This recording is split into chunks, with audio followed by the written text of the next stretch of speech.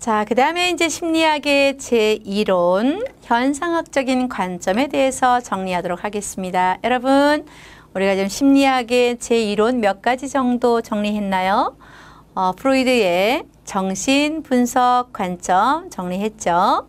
그리고 왓슨, 파블로프, 또 스키너 이런 학자들의 행동주의 관점 정리했고요. 그 다음에 인간의 뇌, 그죠? 이런 신경계가 중요한 생물학적 관점까지도 우리가 살펴보았습니다. 이번 시간은 이제 현상학적인 관점이다 라고 보시면 돼요. 1950년대 장폴 사르트르의 철학자가 주장한 실존주의의 영향으로 인본주의 심리학이 파급되었습니다. 현상학이란 말은 말 그대로 지금 여기죠. 지금 여러분이 존재하고 있는 그 지금 그 자리, 제가 존재하고 있는 지금 여기, 이것이 바로 현상학적인 관점이다 라고 보시면 되는데요. 철학자가 주창을 했다는 거죠. 사르트르라고 하는 이 철학자가 인간이 존재, 실제 존재, 이런 실존주의의 영향으로 결국은 누가 중심이라고요? 사람이 중심이라는 거죠. 그래서 인본주의 심리학이다, 이렇게 설명을 하고 있습니다. 주요 심리학자로는 욕구 이론을 주창한 에이브러함 매슬로우. 매슬로우 들어보셨나요? 네, 매슬로우 들어보셨을 거예요. 그 다음 인간 중심 심리 치료를 주창한 누구? 칼 로저스 들어보셨나요? 네, 여러분들 아마 들어보셨을 거예요. 직관적이며 전체적 인지를 중시한 장 이론인 게슈탈트 심리학 들어보셨나요? 아마 게슈탈트는 여러분 상담학이나 심리학을 전공하지 않은 사람들은 잘 못 들어보실 수도 있어요. 근데 이러한 그 이론들은 뭐 여러분들이 청소년 상담이나 또 사회복지나 또 직업상담이나 이런 영역에서는 게슈탈트 심리학도 여러분들 공부를 하셨을 텐데요. 그렇지 않은 분들은 조금 생소한 이런 이론이 우리가 게슈탈트라고 하는 거죠. 펄스라고 하는 사람입니다. 펄스, 브리츠 펄스 이런 사람들, 이런 부분들이 바로 현상학적인 관점에 들어갑니다. 여러분들 매슬로우 하면 욕구 5단계설이죠. 욕구 5단계설. 뭐 생리적인 욕구, 안전의 욕구, 소속과 사랑의 욕구, 자아 존중감의 욕구, 자아 실현의 욕구 해서 5가지 인간의 욕구 하면 매슬로우라는 학자를 여러분들이 들어보셨을 거고요. 칼 로저스는 너무너무 많이 회자되고 있는 사람이죠. 무조건적 긍정적인 존중, 그리고 진실성과 일치성, 그리고 공감, 이런 것만 잘해줘도 인간은 무한하게 뭔가 가능성이 있는 창조적인 사람이다, 이렇게 본 사람이 바로 칼 로저스가 되는 거죠. 이런 학자들이 바로 이러한 현상학적인 관점의 중요한 학자들이 됩니다. 로저스의 현상학적인 이론을 한번 보도록 하겠습니다. 로저스의 현상학적인 이론은 프로이트의 정신분석에서 취하는 치료자 중심하고는 완전히 반대입니다. 그 이전에는 프로이트는 상담자는 치료자다, 그리고 클라이언트 또는 내담자는 환자로 보았습니다. 그러니까 이 사람은 완전히 문제가 있는 사람으로 봤다는 거죠. 그리고 그 사람의 문제를 해결하기 위해서 상담자는 아주 권위적인 치료자의 위치에 서서 환자를 치료하는 개념으로 접근했다고 보시면 돼요. 그런데 이걸 확 뒤집은 사람이 누구예요? 바로 칼 로저스입니다. 로저스는 이거를 확 뒤집어서 내담자 중심 치료를 강조했다라는 겁니다. 여기서 말하는 내담자 중심이라는 용어에서 그 다음에 발전을 해서 클라이언트 중심이라는 용어로 발전을 했고, 이 클라이언트 중심이란 말이 현재는 인간 중심이라는 말로 계속해서 발전을 해왔습니다. 치료자 중심이 아니라 내담자 중심이라는 거죠. 이 말은 치료자와 내담자가 프로이드 같은 경우는 이런 관계였어요. 상담자는 위에 있었고 그 다음 내담자 클라이언트는 밑에 있었어요. 완전 수직적인 관계였다는 거죠. 이 사람은 치료, 이 사람은 환자로 봤는데 칼 로저스의 현상학적인 이론에서는 이걸 이렇게 봤다는 거죠. 상담자는 파트너, 그 다음에 클라이언트 내담자는 자기 자신의 삶의 주인공이 이 내담자라는 거죠. 둘이서 나란히 수평적인 위치에서 같이 가는 이런 존재로 봤으니까 이 클라이언트 내담자를 바라보는 입장이 완전히 바뀌었다. 이렇게 보시면 돼요. 많이 올라갔죠. 치료자는 권위적인 사람이 아니라 내려왔어요.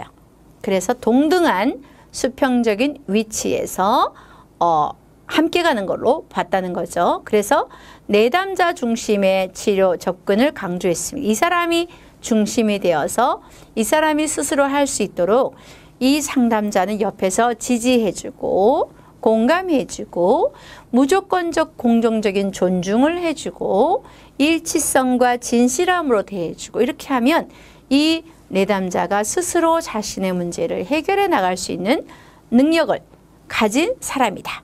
이렇게 봤다는 거죠.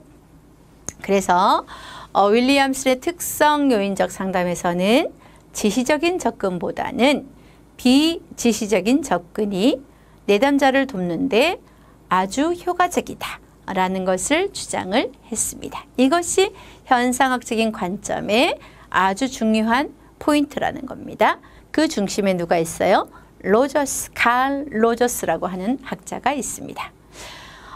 개인의 주관적 경험을 가장 중요한 연구 대상으로 하는데, 즉 인생을 살아가면서 자기 인식, 경험 및 선택을 통해서 우리 자신을 창조해 나간다는 접근법입니다. 여러분들 살아오면서 많은 삶의 경험들이 있으시죠? 여러분만이 갖고 있는 독특한 주관적인 경험들이 있으시죠? 여러분이 여러분 스스로를 어떻게 바라보는가? 자기 인식 있으시죠? 결국은 그것이 우리 자신을 창조적인 인물로 만들어 간다는 거죠. 자기 스스로 뭔가 창조력을 발휘할 수 있는 충분히 기능하는 사람으로서의 어떤 자질을 갖고 있다라는 것이 로저스의 핵심입니다. 그래서 그 사람이 주관적인 경험이 얼마나 중요한가라는 측면으로 접근을 한다는 거죠. 프로이드처럼 과거의 어렸을 때 경험이 유아기 때 경험이 중요한 것이 아니라 계속해서 우리가 인생을 살아가면서 라는 과정 중에 있다는 겁니다. 심리적으로 이미 과거에 결정돼 버린 것이 아니라는 거고요. 지금 현재 here and now 지금 여기에서 우리가 인생을 살아가면서 우리 스스로의 경험이나 선택을 통해서 우리는 충분히 기능할 수 있는 사람이고 완전히 기능하는 사람이고 우리 스스로 창조성을 가진 사람이다. 이렇게 봤다는 거죠. 얼마나 희망적이에요. 저는 처음에 프로이드의 정신분석 이론을 배우고 나서 그러면 5세 이전의 이 경험이 지금의 인간의 모든 것을 결정해버린다? 참 슬프다 라는 생각을 했는데요. 칼 로저스의 이런 내담자 중심, 클라이언트 중심, 인간 중심 상담을 현상학적인 관점을 배우다 보니까 아니구나.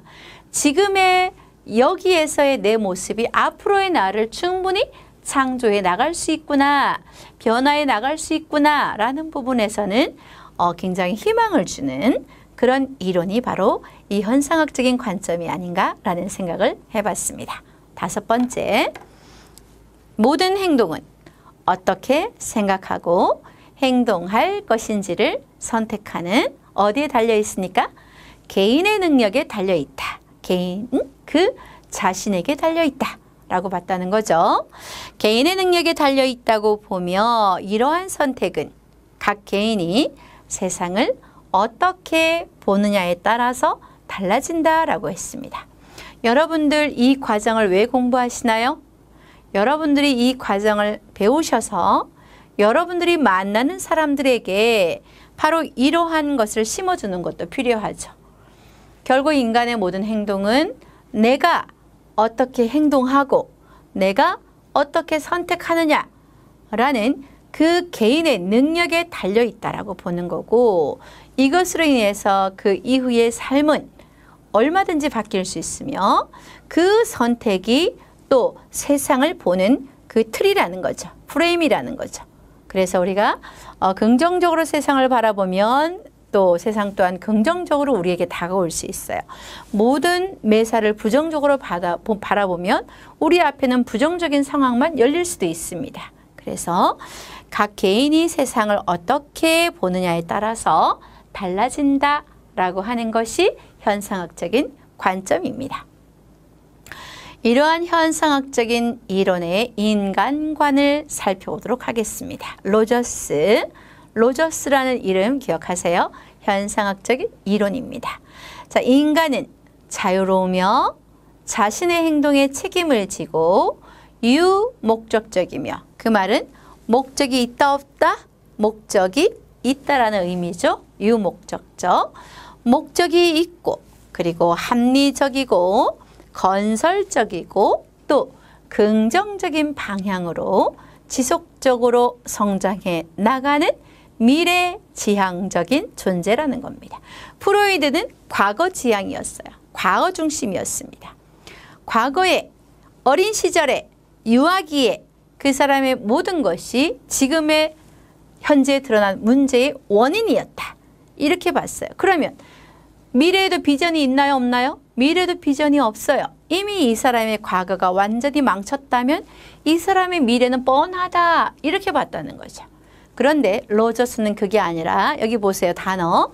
자유로움, 책임, 유목적, 합리적, 건설적, 긍정적, 지속적인 성장, 미래지향, 이런 용어들이 얼마나 좋은 말들입니까? 그래서 지금 현재 어떤 문제 상황에 있다 하더라도 우리가 세상을 바라보는 그 틀에 따라, 그리고 우리 속에 내재해 있는 그런 여러 가지 긍정적인 요인들을 끄집어내고 우리 자신의 행동을 책임을 지면서 우리는 충분히 미래에 충분히 기능할 수 있는 그런 존재다 라고 봤다는 거죠.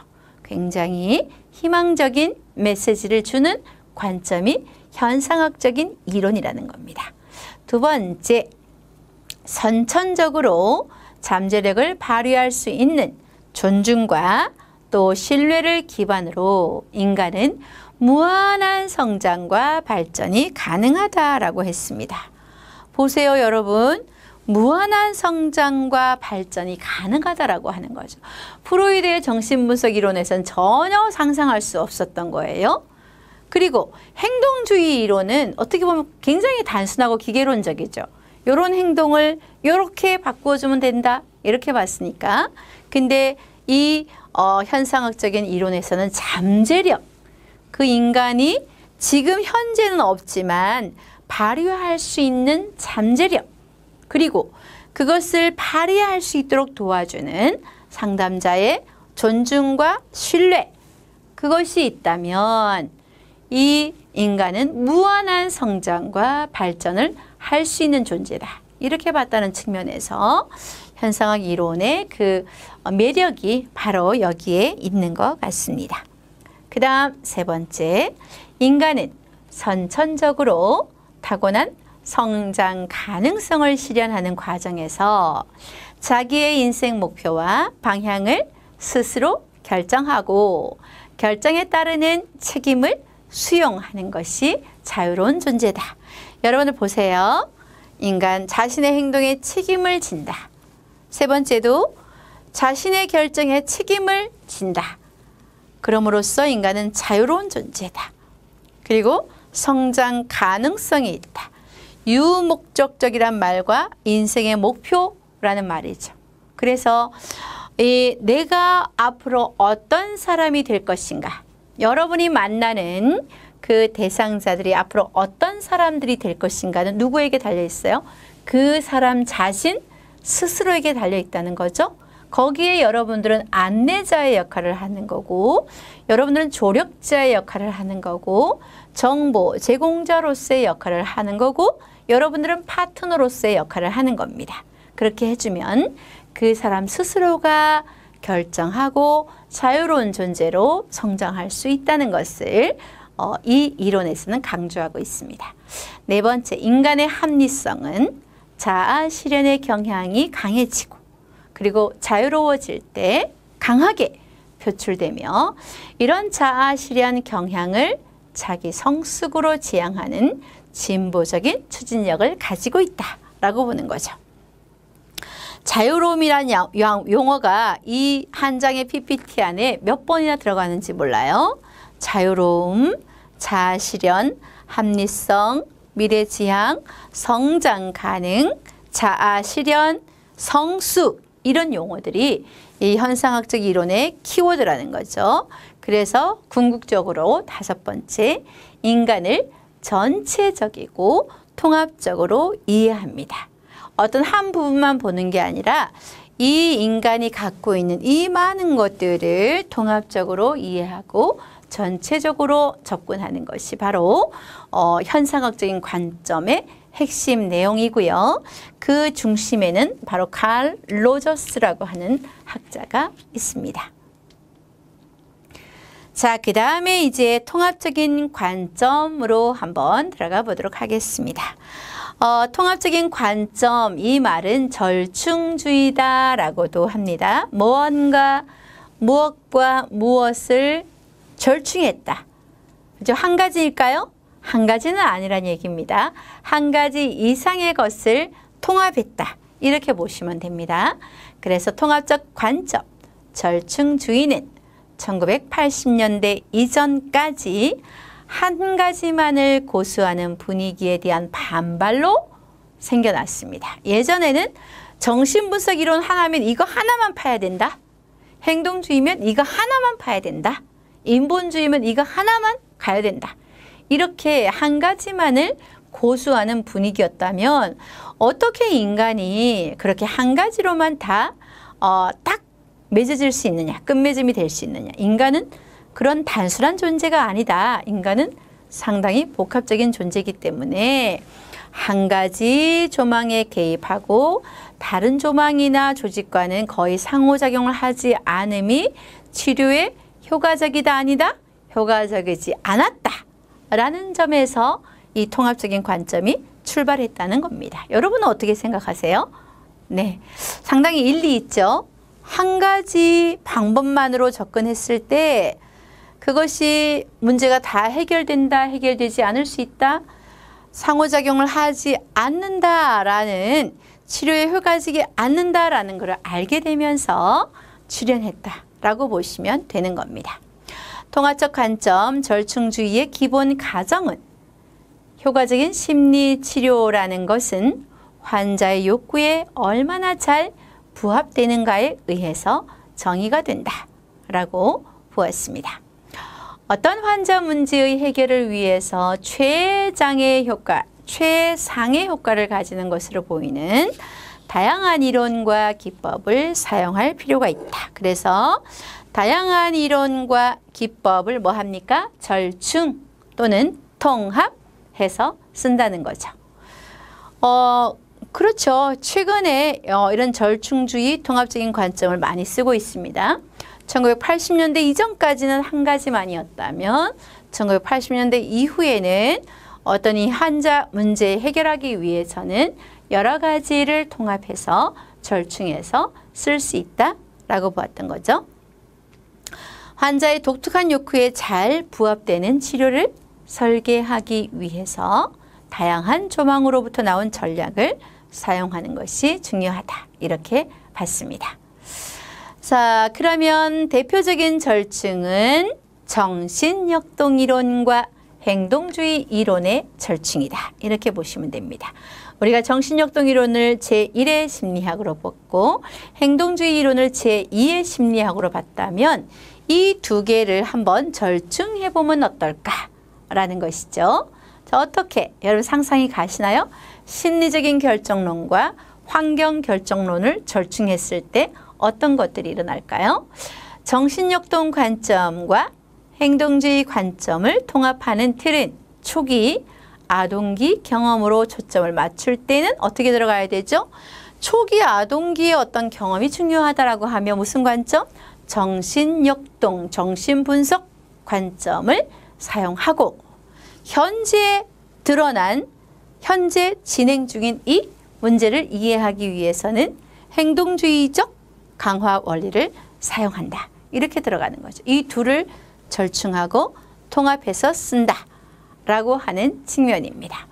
그래서 좀 심리 내적인 것은 정신분석 관점으로 들어가야 되고 지금 현재 드러난 외적인 이런 문제 행동에 대해서는 행동주의적인 관점으로 들어가고 이렇게 절충을 해서 통찰은 행동적 변화를 일으키며 행동적인 중재는 통찰을 향상시킨다 라고 보았습니다. 이러한 절충적 통합적 접근의 대표적인 학자는 라자루스라고 하는 사람의 중다양식 접근이다. 이렇게 보시면 되는 겁니다. 그래서 BASIC라고 해서 이제 이 부분에 있어서는 우리가 각각의 그 대표적인 단어의 첫 글자를 따온 거예요. B는 behavior라고 하는 행동이죠.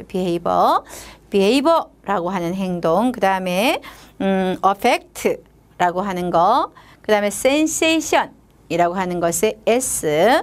그 다음에 imagery라고 하는 I. 그 다음에 cognition이라고 하는 C. 그 다음에 interpersonal, 그 다음에 relationship. 그죠? 여기에서 I하고 R을 같이 해주고 I를 따면 됩니다. 그리고 마지막 드럭라고 하는 D를 따와서 이 7가지의 요소를 다 두루두루 사용한다는 겁니다. 행동 들어가죠. 행동. 그 다음에 또 감각이나 어떤 이미지나 인지적인 부분 들어가죠. 그 다음에 관계까지도 들어갑니다. relation이라고 하는 관계도 들어가요. 그래서 7가지를 가지고 다 BASIC, ID라는 이 요소를 가지고 어떻게 통합할 수 있는지 이런 부분에 대한 고민을 라자루스라고 하는 사람이 중다양식 접근을 했습니다. 그러면 이 내용을 가지고 조금 더 구체적으로 이제 표를 통해서 우리가 하나하나 살펴보는 시간을 갖도록 하겠습니다. 이러한 것의 좀 세부적인 내용, 먼저 B는 behavior라고 하는 행동입니다. 행동. 이 행동이 얼마나 활동적인가라고 하는 측면입니다. 그래서 행동에 초점을 두는 거죠. 활동 중심에 그 부분을 끌어내서 그것을 또 상담에서 어떻게 활용할 수 있는지, 절충할 수 있는지 이런 부분으로 접근을 했고요. 그 다음에 affect라고 하는 것은 정서적인 부분입니다. 여러분들 행동과 정서가 같은 개념인가요? 다른 개념? 완전히 다른 개념이죠. 행동은 실제로 우리가 외부로 표출되는 거고요. 정서는 내면에 있는 중요한 감정들이에요. 그래서 이 affect라고 하는 것은 정서적인 부분인데 얼마나 정서적이냐. 다시 말하면 그 사람의 감성, 느낌 이런 것들로 접근하는 것인데 사물들을 얼마나 깊이 느끼는가 라고 하는 측면이고요. 감정적이거나 또 영혼을 감동시키는 이런 내적 반응을 하는 성향이 있는가. 여러분들이 보시면 주변의 사람들을 잘 관찰해 보시면 어떤 사람들은 행동이 항상 먼저 나가는 사람이 있어요. 반면에 어떤 사람들은 행동은 절대 하지 않아요. 그런데 말로 주변에 있는 사람들을 굉장히 지지하면서 말로 힘을 실어주고 그 말의 힘이 강한 사람이 있어요. 행동은 하지 않더라도 주로 내적 반응을 감정적이거나 영혼을 감동시키는 이런 정서적인 곳에 민감한 사람들이 있다는 거죠. 그 다음에 센세이션은 S는 감각적입니다. 감각적. 얼마나 감각으로부터 오는 쾌락과 고통에 초점을 맞추는가. 그 다음에 이 사람의 신체적인 감각, 다시 말하면 성적인 거, 그 다음에 먹는 거, 섭식이죠. 또는 음악이나 예술이나 이런 것에 얼마나 주의를 기울이는가라는 감각적인 사람이 있죠. 정서적인 사람과는 또 다릅니다. 이 정서는 감정적인 것이 얼마나 민감한가 이걸 보는 거라면, 센세이션이라고 하는 것은 이 감각적으로 이 사람이 얼마나 주의를 기울이느냐. 우리가 봤을 땐 저 사람 참 감각적이야. 어머, 저 사람 옷을 하나 입어도 너무 감각적으로 입어. 음악이나 예술에 너무 조예가 깊어. 이런 사람들도 있어요. 이거를 우리가 모든 사람들이 다 잘할 수는 없는 거죠. 어떤 사람은 행동에, 활동에, 어떤 사람은 정서에, 또 어떤 사람은 감각적인 것에 뛰어난 사람들이 있다는 거죠. 그 다음에는 이제 imagery라고 해서 심상입니다. 심상. 우리가 보통 이미지라고 하죠. 생생한 상상을 하는가, 환상을 하고 백일몽을 꾸는가, 또는 그림으로 생각하는가, 이미지로 생각하는 거죠. 제가 최근에 어떤 그 설문조사 같은 걸 했었는데요. 그 카드를 보고 하는 거예요. 카드에 그려진 그 그림을 보고, 이미지를 보고 자신의 감정을 체크하는 겁니다. 예를 들면 침상에 환자가 누워있는 그 그림을 보고 여기에서 드는 감정은 긍정적인가 부정적인가. 그러면 긍정적이면 어떤 느낌이 드는가, 그 느낌을 단어로 표현해 보기도 하고, 그 다음에 그 느낌은 불안함인가 아니면 사랑인가, 희망인가, 기대감인가, 놀람인가, 이런 것들을 이미지로 보고 체크하는 설문을 최근에 한 적이 있습니다. 그래서 얼마나 생생한 상상을 하고 환상을 경험하고 백일몽을 꾸는지, 그림으로 그런 것들을 생각할 수 있는지, 이런 것들을 보는 것이죠. 이미저리 심상과 관련된 것입니다. 그 다음에 이제 우리가 또 하나 보는 것은 코그니션이라고 해서 인지 부분이죠. 인지 부분.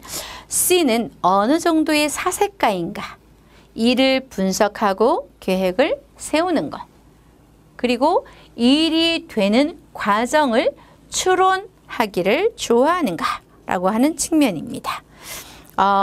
추론이 바로 인지와 관련되는 거죠. 인간의 사고와 관련되는 거죠. 분석하는 거죠. 여러분들 어떤 사람은 굉장히 감각이 뛰어난 사람, 쾌락이나 이 부분에 감각적인 사람이 있는 반면에 인지 부분 측면에서 굉장히 깊이 사색하고, 그 다음에 계획을 세우고 분석하는 능력이 뛰어난 사람이 있습니다. 미리 다 예측하고 추론을 잘하는 그런 인물들이 있습니다. 코그니션이 뛰어난 사람들이죠. 그래서 BASIC까지 했고요. 그 다음에 I하고 D를 또 살펴보도록 하겠습니다.